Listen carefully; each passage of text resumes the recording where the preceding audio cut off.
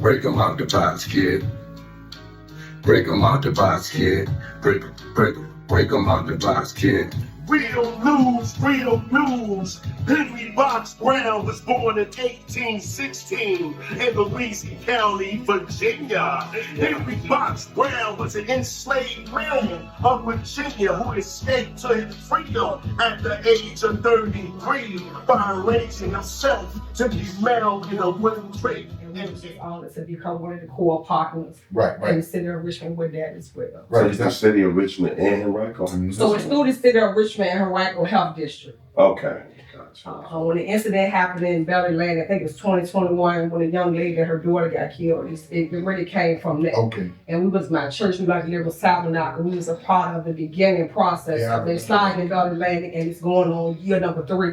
A lot of people may not know about it, but if you need mental health resources, food, if you had someone that was shot or you're a victim of gun violence and things like that, there's a lot of resources on every side of town for people who have been affected. I see a lot in our community, we don't know where to get the resources. So that's good that you have the resources. Do you have like a website contact that we can definitely? I have my card. You can reach me at We Love in Service. Okay, only the camera. Yeah. Excuse me.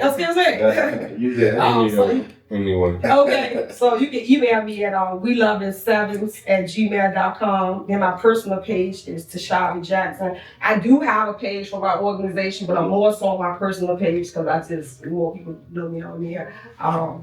And I do have a list of those organizations if anyone just needs to look at it or say, hey, I live over church here. What is there for me? I had someone who may have got shot last week, but it's still affecting me. It's still affecting our family. We may need to move. We may need a couple dollars to just get away. We may need additional services after the initial act. So this is a network that the city council and the city council has really funded us, and they're really pouring money into these grassroots organizations. A lot of people don't know about it, but this shit. Shout out to city council. Shout out to Trauma Healing Response Network. Yes, okay. Yeah. Trauma Healing Response Network and all the partners that's a part of that organization and city council because they did drop the phone. Right.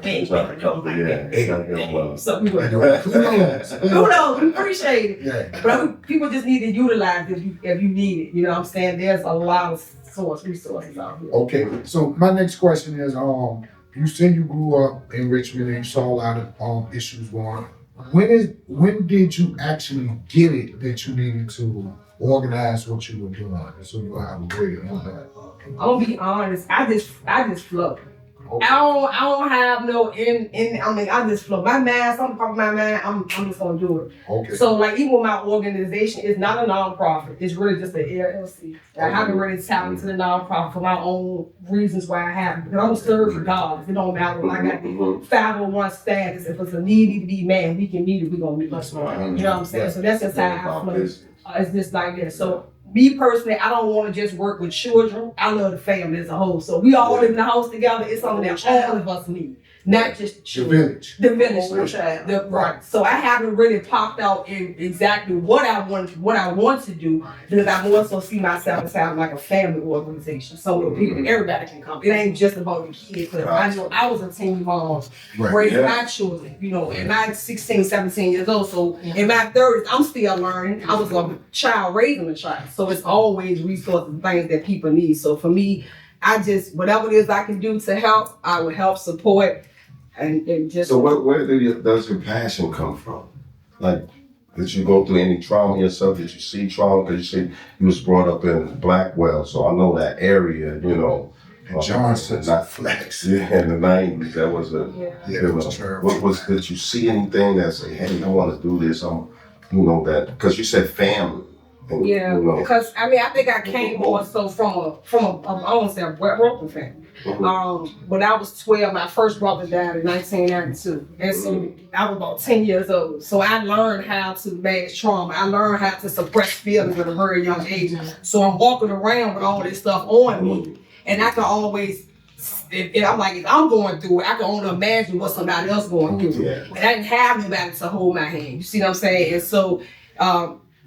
Losing him, becoming a mother at 16, messing with men, going in and out of jail. one out, one in, both in at the same time. You know, it's all of that plays a part in me wanting to just make somebody else day a little more easy. Okay. You know what I'm saying? So I think for me, it's a passion. I don't want to be in the community for money. Right. You know what I'm saying? I want to see a difference. And at the same time, I'm also healing myself, and I'm also growing. You know what I'm saying? So that's why I'm just so big on community. Right, because we met you at New Deliverance, Pastor Williams Church. On Tuesday night. On Tuesday night, that discussion. You want to share with us? So every second and fourth Tuesday, we host what he calls Chicken from the Neck Up, and I call the Weekend Circus, a community conversation, something similar like this.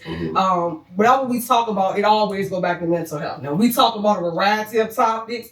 It's no disclaimer. It's our personal opinions and our views, but it always leads back to mental health for us. So every second and fourth Tuesday, we do it from 5:45 to 6:45. In this sanctuary, the church allows us to have that space. We go live, we do in person, and we also have food, because I'm just a firm believer. Whatever you do, you better eat. You better eat. You know what I'm saying? Imagine you come out here at 6 o'clock in the evening, I ain't got a piece of chicken for you.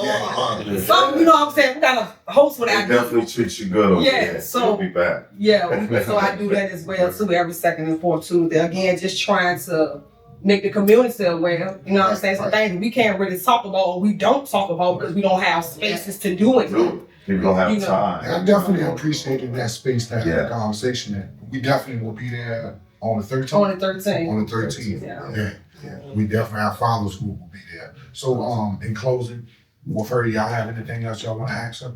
I'm just so happy to meet you. Someone like you that have that passion, that drive for the family, and you know, just being all out and just willing to help without the cash flow. Because everybody think when you get these programs, it's about the money, but you know, by you helping someone else, it's, you know, for like the fathers here, we went through, you know, losing a kid. By us helping another father, it helps lift that burden, lift that feeling that new kid, you know.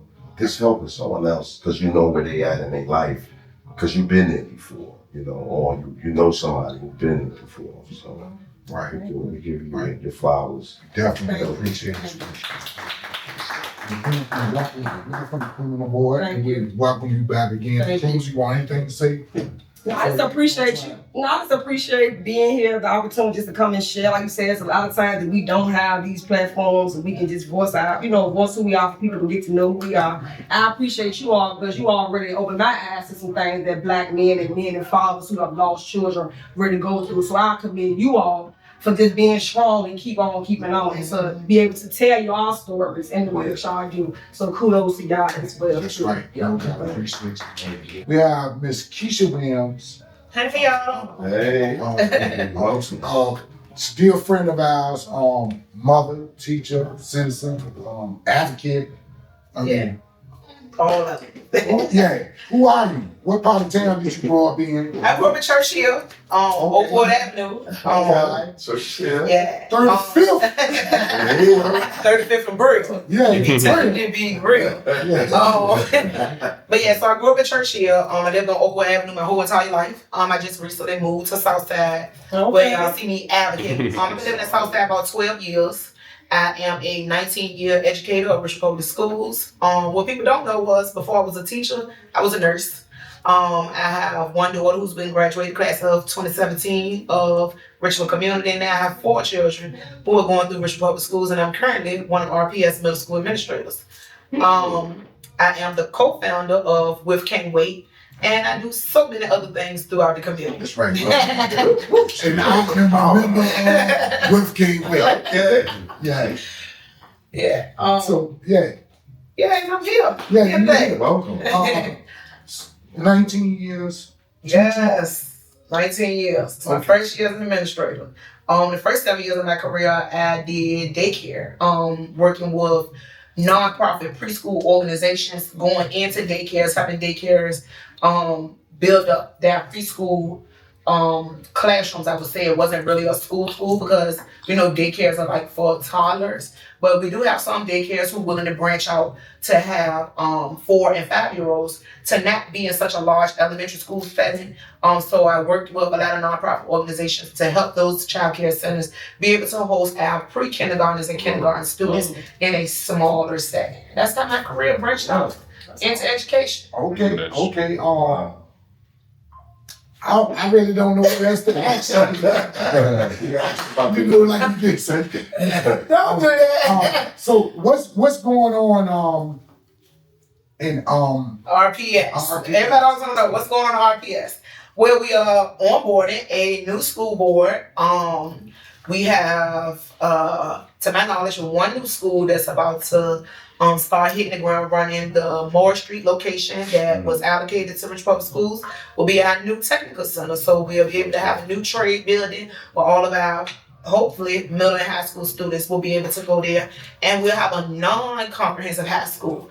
When I say non-comprehensive, that's not your average high school that is in your neighborhood that your child can go to. It will be a school where they'll say, oh, we may just want to go do in the morning, or we may just want to go do it at night for normal academics, not just in a trade perspective. So that we hope that we can get that up and running without the issues that With Kane Way had to go through. And then we can do what's in the best interest of every child. We also want to see what our new school board members, how they're going to engage the community. We haven't heard a lot from them. Some of them we didn't hear from at all while they were canvassing, and they just so happened to win their seats. So we're just looking to see, how are they going to lead our school division? What are they going to do? And what is going to be in the best interest of our children? Okay. So nobody checked in yet?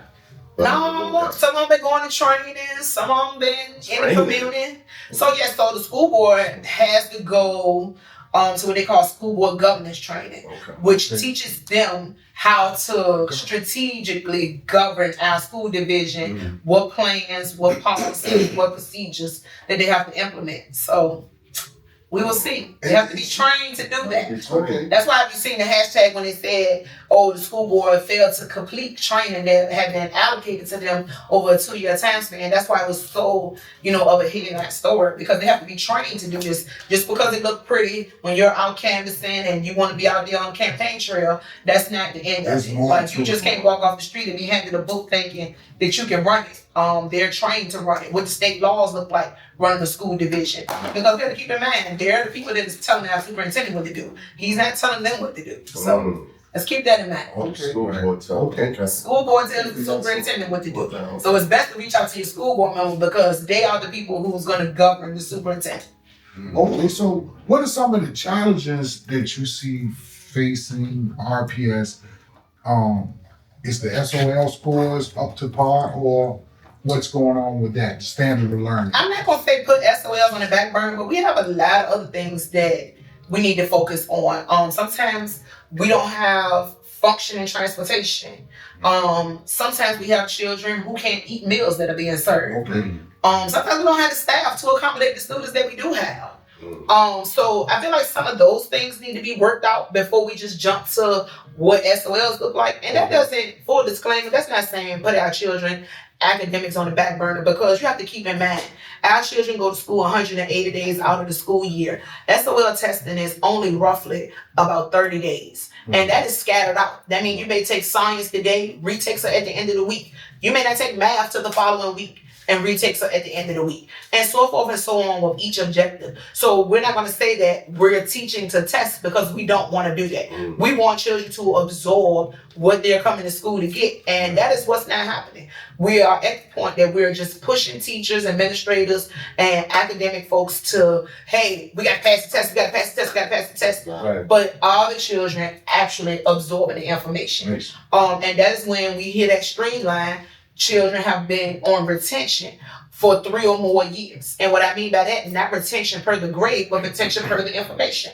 Can an average 3rd grade student read 3rd grade information? Can they perform on a 3rd grade level? Can they read on a 3rd grade level? So we need to make sure that they're retaining by each grade level, not for, the end result. Did we pass the test? Because we can train anybody to pass the test. I mean, you think about it, some people repetitiously, you go and read the book, you go and pass your driving test. Repetitiously, you go to study to pass the test. But did you absorb everything, or did your mind just hold it for the current moment? So, that's what I'm going into 2025. That is my projection for our school division, that we make sure that not only are we passing, but that are we absorbing. Because if we absorbing while we going along the way, then we won't have to go and try to gather so much when shockwaves hit us. Okay. Okay, so the issue about staffing, on one of our other shows with Michelle and Riley, she was talking about they're loosening the standards of teachers because of criteria. criteria. Is what's the street. I kind of agree to disagree with that. Because I went to school for 8 years to get my degrees to do this job, and I didn't just jump off the front porch and say I'm going to be a teacher. I feel like that's unfair. Mm-hmm. On several different levels. We got people on one side fighting about student loans, where some people's have been forgiven and others haven't. We all paid to go to school. We all had a cost and adapted to that. Okay. Also, like the time. You know, I took time to go to school, time out of my life to go to school to get my education. You know, my parents put up for my education. I put up for my own education. Not only as, like, I guess, a young adult graduating out of high school, but I've been back to school for my master's degree and doctorate degree since I've been an adult. So it's just, I don't see that being good. And if we don't have good results with what we're working with now, I don't think loosening the requirements to get any old person, and I use that loosely because I'm not discrediting a mechanic walking through the door wanting to be a teacher. But go to the tech and teach. Don't try to come teach English and that's not your proficiency. Right. You know, I'm not knocking the lawyer or the business person who want to come and teach. Go teach finance. Go teach laws over at the tech. Don't put me in a kindergarten classroom. And that's what's happening. Just because somebody has a master's degree and they go take a couple of credits, they're putting them in the classroom. Then we find out they don't like it. And then that's affecting a retention data because it's like, oh, that's a bad school, that's a bad prospect, that's a bad administration. No, it's not. That job just didn't fit that person because they had unrealistic expectations when they walked through the door. And also not think about the regular life part they were in. Because yeah, you can do anything to teach math, but can you keep up with 30 kids and teach math? Can you keep up with 4 blocks worth of kids? You got block 1, block 2, block 3, block 4. Each one of those classrooms got anywhere from 30 to 40 kids. Can you keep up with all that? So it sounded good, oh, I'm just going to teach English or I'm just going to teach math, but we didn't think about the day-to-day. You know, do you know what the 5-year process look like with keeping up with all 30 of them kids? If one of them skip, what does that process look like? You know, so thinking about that, keeping up with lunch, keeping up with the daily routine, going to meetings. You know, some of them people, they came out of the corporate world and didn't have to do that. They went to that 9 to 5, they attended a meeting once a week, and that was it. You know, so coming into, you know, the education world, you have constant meetings, reviewing constant things, that's what happens. And when I feel real detrimental, and this is going to be one of my targets when we had the first school board meeting in 2025, is teacher retention. Does teacher retention data actually present itself? And what I mean by that, they said teacher retention, that means 5 people left that school this year, and that's the worst school ever. But why did they leave? And we don't have anything that's tracking why they leave. You know, I know if you leave a job, you won't go back and talk to them if you left in a bad state. No. You know, I'm not gonna call you and say, oh, I left you because you hurt my feelings. We're not doing that. So what would be a way to capture why are people leaving? And I know some things on why people leaving, but it'd be good to have it all in a data ramp than to just say, oh, that's a bad school division. They can't keep nobody. Because it just don't fit some people. Okay, yeah. They're not paying. And there's many different reasons why. Many. I've named some of them, but many. Like I said, you can't go get Bill, the business guy who been in corporate America all his life, and because his business went under that he was working for, and now he want to come and teach English. It doesn't work because does he know what it takes to teach English along with the children? It sounds good to teach English, but the rest of it that comes with it, the day-to-day of a teacher running a classroom, lunch schedules, all that, keeping up with the kids, communicating with the parents. And it can be on the middle school, elementary, high school. It's a lot. Do you know what that cluster look like? And if you don't, then that's when you will fall in the teacher retention data pool. Okay. It's what it looks like because you didn't succeed, you didn't make it. And it sounds bad, but you know, it's life. Should be cut out for Yeah.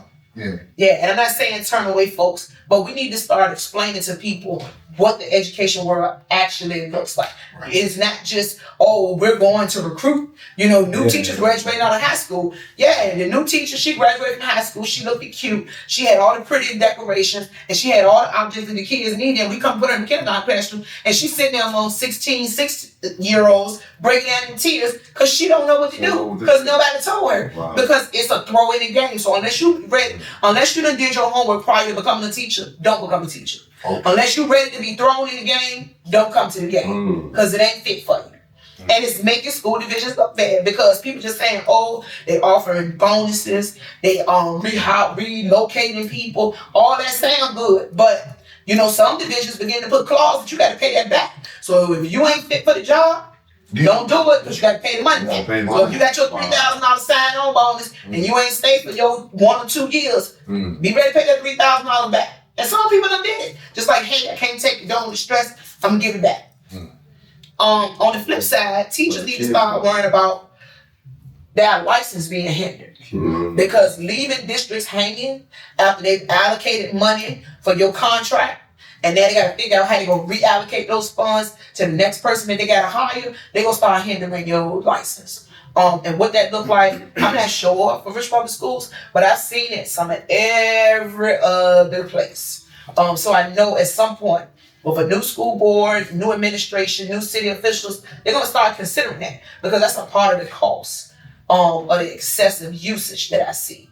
Because we're paying our people contract, they take FMLA, they take leave, we still got to pay them. But we don't have a person or a body in those classrooms. Right. So, like you said, the children. Yeah. And the funds is being, they taking the kind of left handed. Yeah. Okay. It's not really taken because you say now every they gonna pay contract it is back, allocated. Some of it you pay back, but if you want to like me, if I choose to take FMLA, you got to find somebody to cover my class or cover my position, and I'm still gonna get paid because I'm still within my contract. If I say I'm gonna take my time, like right now I got enough time bank that I can take off for an entire school year. Who's gonna fill my classroom? Right. You know, and these are the tactics that it's using because legally I can't just keep putting my time in and take off for the remainder of the school year. So what does that look like? But it's being done. Okay. You know, some of people getting caught, some of them not. And it's just, that's some of those things is what's hindering the process, as I say. Okay. So what are some of the issues that children are facing just getting to school? Clothing, being clean. What are some of the most things that you would tell parents to do better at? Communication. Communication with kids. Yeah, no, just communication period. So from the beginning of my career being an educator to now, I don't see a lot of, as I would say, neglect. Children coming to school dirty, not fed, not proper clothing. There's a hit and miss. And I find that hit and miss is misunderstood. There's a lot of unsung heroes in our children. And I say that loosely because I mean that we have a lot of children with autism that are not technically diagnosed. Okay. And some of them parents not willing to put up a fight. So when little Sue come to school and she got on her glass slippers and her Cinderella dress and still might be wearing a pull-up and her hair not combed, don't look at that as a form of neglect. Right. That parent had to pick and choose her battles on how she was going to disturb her child before they came to school today. So her combing that child hair would have made her to be a problem student in class for the remainder of the day because she just didn't want her hair combed. And it's not about the behavior of the child. She's an autistic student and they have sensory issues, emotional issues that parents don't have the skills to combat them with first thing in the morning. And sometimes the naked eye of a normal human being see that as something out of the norm. It's going to be misinterpreted. It is. It very much so is because the first thing said, oh, we need to call and make a report on this. Because she wore her Cinderella dress instead of a shirt and pair of pants. Or she wasn't beautified to the maximum of her hair because that's her sensory problem that her parent didn't pick and choose with that day. Okay. Another thing is not meeting parents where they at. A lot of parents feel attacked. So when we talk to them, they cuss us out, they disrespectful, they don't want to hear nothing you got to say about their child. Why? Because most of the time we come off with the baddest thing first instead of the good thing first. Or just speaking, good afternoon, Miss Charlene, how you doing today? Right. You know, I'm sorry to interrupt your day, but I just got some questions and some concerns for you. Oh, Miss Charlene, I call you to tell you that so-and-so been bad all day long. I'm at work. I already can't pay my bills. I already don't know what I'm gonna fix for dinner. And that's how you call and greet me today. Right. So, you know, that's an issue. Making resources not be so secretive. There's a lot of resources and things that parents can have access to. And because we only put it out there for the ones we think need it, we hindering the ones who mask their emotions. Yeah. Okay. Because I may be the most beautified looking thing with the top-notch dress, my hair done. I already had that. I didn't go buy that today. But today my light bill is due and I can't pay it because you think because I look good that I don't need the resources that you may already have and I'm out here struggling to look for. She may be struggling right now, but she dressed to go to work today. Presentable, business casual, because we tend to mask a lot of our issues at the door and we don't bring them to school, we don't bring them to work, we don't do those things. How can we meet them where they are? And until we can do that, have an open line of communication, we're going to hinder the process of the child. Because all those things is what's required for that child to get to school. But it ain't none of the child's responsibility at all. Key. On with your community, somewhere, somehow. Right. Wow. That's right. See, definitely. If you see a need, fill it. Feel it. So in closing, I want to ask you, and then you can make a final statement, but I want to ask you 2 questions. What do you think is fundamentally right about RPS? And what do you think is fundamentally wrong with it? Fundamentally right. Let's always start off with the good first. There you go. Is the RPS strategic plan.